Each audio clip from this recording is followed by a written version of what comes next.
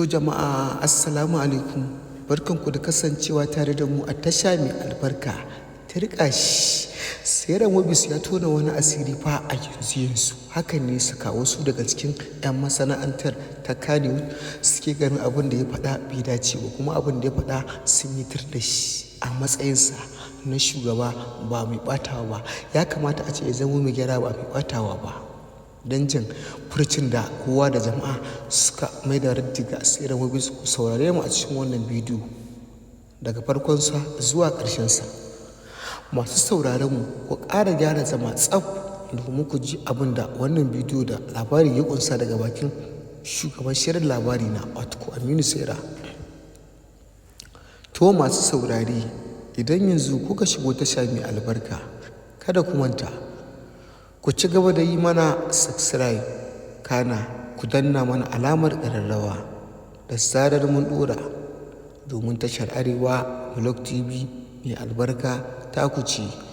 Haƙiƙa manya-manyan jigajigan masana'antar ta Kano irin su Firisdo, irin su Abba Galadima, irin su Sumayya wato matar Aliyu sun fito sun mai da martani ga furcin da abubuwan da ya fito daga bakin shugaban shirin labari na wato Sera Mobis. Hakan ne suka 'yan uwan marigayya wato Fulani mai jidda Fulani da ke garin Kwantagora suka yi Allah wadai da rayuwar Aminu Saira. Hakan ne suka wasu waɗanda ba san abin da ke faruwa ba suke zagin 'yan uwar marigayya wato Fulani, amma da suka kacibus da wannan maganar da Sera Mobis ya fito daga bakinsa, kuma suka kacibus da wani bidiyo wasu a TikTok. Hakan ne suka ce abin da ya fi wannan ma siwa Aminu Saira saboda bai dace ba, kuma bai kamata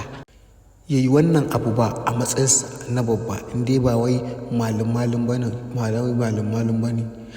Aminu Saira ya fito ya faɗa wa 'yan uwan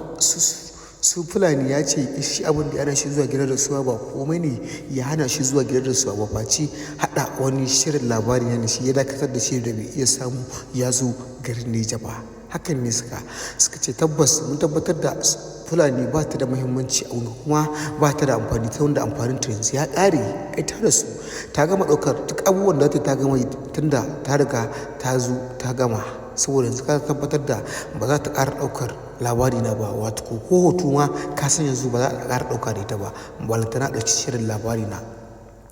Bari ku ji abubuwan da fito daga bakin 'yan uwanta wasu daga ciki. Suka ce idan ana neman tsinanni a duniya kuma wanda bai san me duniya ba ko bai san rayuwa ba, the face a masana'antar ta Kano a samu